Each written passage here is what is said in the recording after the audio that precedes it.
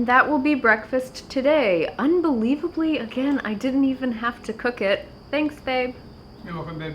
This recipe wasn't, I would say, the easiest to cook. I'm sure it could use some refinements. We'll have to do that before we share details.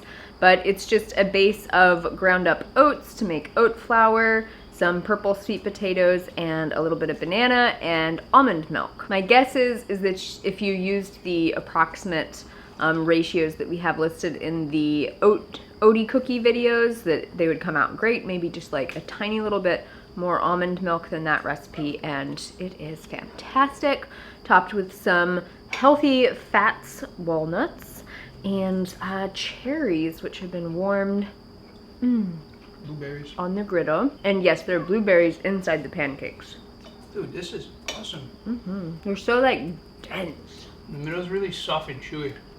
Super soft. We didn't add baking powder either, which probably would have made them fluffier and more pancake-like. All right, I'll see you guys later. All right, you guys, so today is another response video, and I'm just gonna say right now that I'm not looking to get into the habit of doing response videos. It's just not how I wanna invest my time. However, here we are, and I'm gonna start out with why I'm deciding to make this video. Number one, when someone, self included, decides to pursue a public persona that participates in discussions about nutrition and health and wellness, the people who watch our videos are influenced by our behavior and our choices and our decision-making processes. Even if it's not our intention to influence other people, we do, and that is significant. So two, I got several comments asking about my take on Tish Wonder's decision to move away from a plant-based diet on the last video that I did about the last vegan YouTubers who have decided to give up veganism. And initially I just kind of dismissed the comment. I didn't want to do the video, I didn't want to do something that could be interpreted as judgmental or unkind, yet the comment that I got said, quote, "Tish did everything right, but it still didn't work." And they're really starting to question whether or not a plant-based diet is sustainable. And that definitely got my attention. So I watched several of Tish's videos, and I picked up on a few things that I think are beneficial to discuss just for everyone's well-being, since YouTube is a public space and we are public personas who discuss dietary choices. And as much as I hate it, I would also like to start by saying that there is no research that indicates that a strictly vegan diet is any healthier at preventing mortality than a mostly plant-based diet that includes small amounts of animal products. So just being realistic, we don't have to be 100% plant-based to be healthy. Veganism is different. It's an ethical choice, and that's a choice that I'm really committed to and I'm firm about upholding. But this video is not claiming that Tish needs to be vegan or that she somehow failed.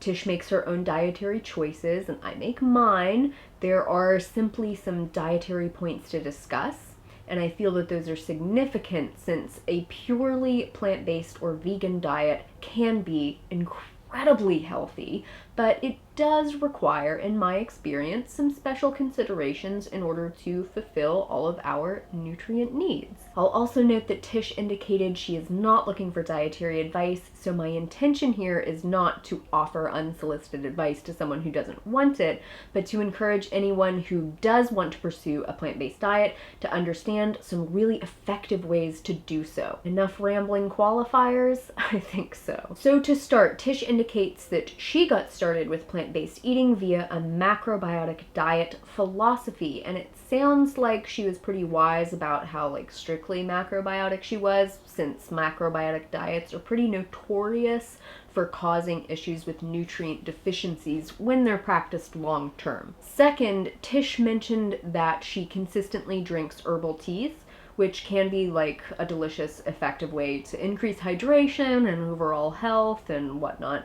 But herbal teas also have really strong effects on our hormone balance and our capacity to absorb nutrients. So if we decide to drink teas of any kind, it's wise to make sure that we drink them between meals and rotate the types of teas that we drink. Because with something as potent as herbal plant medicine, herbal teas, it can be really easy to accidentally shift our hormonal or nutrient balance in our body. Third, Tish said in her explanatory video, Quote, "Thank God I never went oil-free," which I assume she says because a completely fat-free diet is not sustainable and not healthy. However, based on her comments about the oil, I'm assuming that she doesn't realize how high oils are in advanced glycation end products, or AGEs. Even whole nuts and seeds, which I regularly include in my diet for the healthy fats and micronutrients, are really high in AGEs. So though these whole sources of fat are important for, the fats and the micronutrients, it doesn't serve us to overdo it. And oils have been refined, so the fiber and the micronutrients are gone. It's really just concentrated fats and AGEs, and that increases exponentially when they're heated, which brings me to just nitpicking. Like, I saw at least one instance in which Tish roasted nuts for a recipe, and she also used roasted sesame seed oil. Oh my god. So unfortunately, exposing nuts, seeds, and oils to heat also increases the AGE formation. I have a video on AGEs if you're curious. It'll be linked down below in the description. So I see this as a big issue because Tish mentioned that her cycle was very painful, and AGEs contribute to inflammation throughout the body, and they've been associated with aggravating the symptoms of polycystic ovarian syndrome, including painful cycles. Also, oils and fat or protein foods encourage the formation of inflammatory cytokines, which are responsible for lots of our painful cycle symptoms. Also, you may notice that I specify that I eat whole seeds and nuts because those are the freshest source of healthy fats with the lowest risk of oxidation, and they are whole plant foods. So in addition to the very, very high calorie and fat content, they also have lots of necessary micronutrients, antioxidants, and fiber. Without this source of nutrition in my diet, I would regularly miss my nutrient RDIs, and it would be very difficult to fulfill those nutrient needs in another way. I did also notice that much of the fats Tish cooks with and mentions, things like oils, tahini, avocado, these are all dominant in omega-6 fats. In moderately high amounts, these are inflammatory forms of fats that prevent the conversion of omega-3 fatty acids into DHA and EPA. I did not see a video that specified whether or not she was using an algae-based DHA EPA supplement, but under these dietary conditions where there's a lot of omega-6 fats around, it would be explicitly necessary to supplement with DHA and EPA to prevent a deficiency. Eating a diet high in omega-6s and low in omega-3s can cause some big issues. I do have a video linked down below on that subject. I did also notice in several of her videos that she cooks with quite a bit of oil and includes high glucose foods like fruit within the same meal and in the rest of her diet. While fruit is definitely healthy, please don't avoid fruit. Mixing a lot of fat with glucose reliably leads to blood sugar regulation issues. It would be normal to feel like you need to snack constantly or that you need a pick-me-up under those kinds of circumstances. Blood sugar regulation and insulin sensitivity reliably improves on lower fat diets, and it's really easy to get to that point by eliminating oil. Which leads me to the memory problems and unstable mood that Tish reported. So realistically, it's really unlikely that rapid changes in memory or concentration capacity could be attributed to long-term dietary issues. It's much more likely something to do with blood sugar regulation, stress, or a vitamin deficiency. It would be equally unlikely that introducing animal foods into the diet would have any short-term effect on cognitive function. These are extremely long-term issues. As Tish mentions, a lot of them can start in your 20s and 30s and be completely symptom-free. So to think that dietary changes could have any immediate effect on the progression of something like dementia is just realistically probably not the case. I sincerely enjoyed reading The Alzheimer's Solution by Dean and Aisha Sherzai if you are interested in this topic. I listened to the audiobook version using my library card and the free Libby app, which is my favorite thing ever. Which brings us to the tooth issues. So dental health is a really complex issue. As far as even like molar formation, there can be things like taking antibiotics as a kid, or if your mom had a fever when you were in the womb and some of those tooth buds were developing, that can have a strong effect on the strength of those teeth. So it's really hard to say what is causing this. If these dental health issues are caused by a nutrient deficiency, that would indicate a major long-term nutrient deficiency. After hearing her list of several symptoms like acne and tooth weakness and bleeding gums, my first thought was maybe it's vitamin A. If we remember from my recent vitamin A video, conversion of carotenoids to active retinol is very important. However, there are some genetically susceptible people who have issues with this conversion process. I have no idea, but perhaps Tish could be one of them, and is one of the few people who genuinely benefit from preformed retinol intake, which she could get from animal products or a retinol supplement.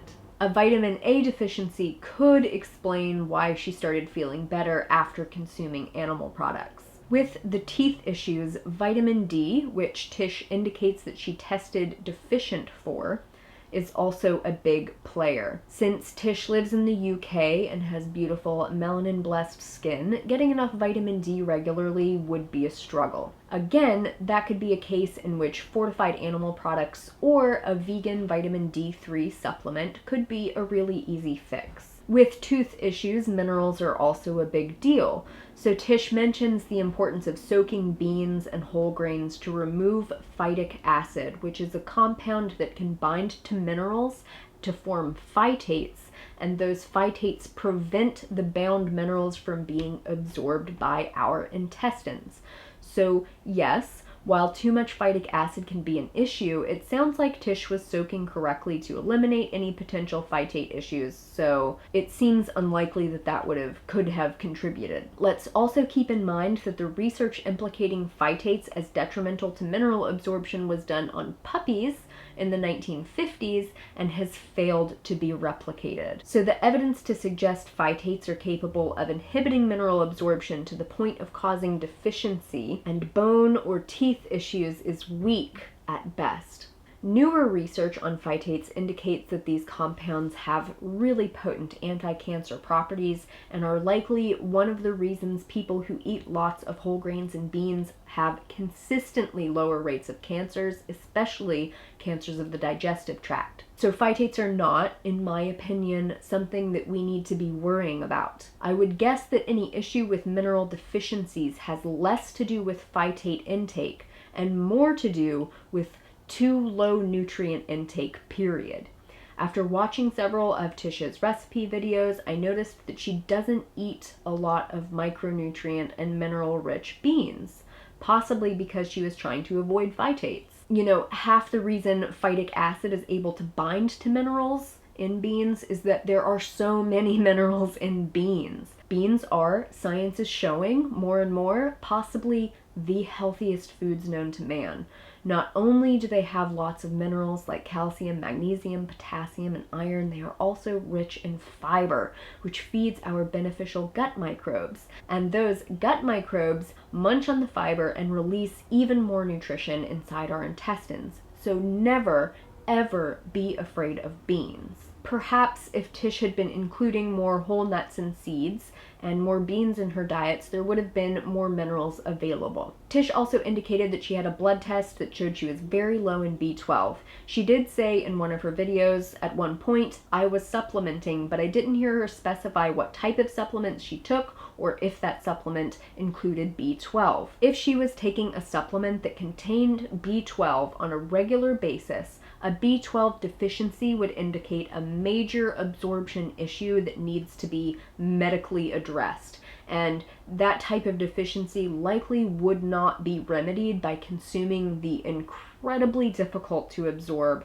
form of B12 that is found in animal flesh. And perhaps most importantly, I will briefly comment on the portion sizes in her recipe videos. Certainly, I'm not sure if this is the amount of food that she actually eats, but the portion sizes were very small. One bootable recipe was like 2 little spoonfuls of brown rice, and honestly, it just made me sad. Certainly, the meal was still quite high calorie due to the copious amounts of oils that were used, but I know that I feel 100% better when my calories come from nutrient-dense, whole plant foods like big green salads, hearty servings of mineral-rich beans and whole grains, and a nice sprinkle of nuts and seeds or avocado to provide healthy fats and necessary micronutrients. There is, in my opinion, never any reason to restrict portion sizes when eating a whole plant food diet for our health. And so, though Tish and her food absolutely look divine, I think that there's some really good lessons to be learned about adequate nutrient intake on a sustainable, easy to do vegan diet. On any plant-based diet, it is so important to get enough, but not too much, of nutrients like iron and iodine, calcium, vitamin E, vitamin A, selenium, and many other nutrients that I've been making videos about. So please check out those videos. A lot of them will be down below in the description if you are curious. All right, you guys, I am tired of talking, so I'm gonna go have some good food.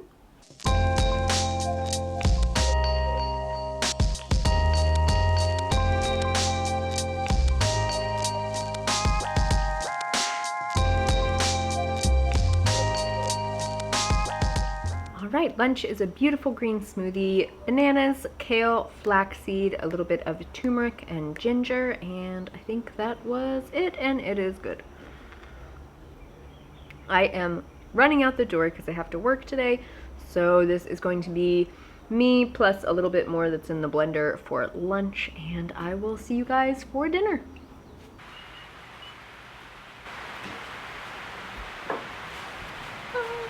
All right, you guys, as you can probably tell, it's raining outside, so I'll keep this short and sweet. This is gonna be my dinner for the night. I have a bed of kale. I have some black bean burgers. We do have a recipe video for those burgers. Please feel free to check it out if you'd like to make them.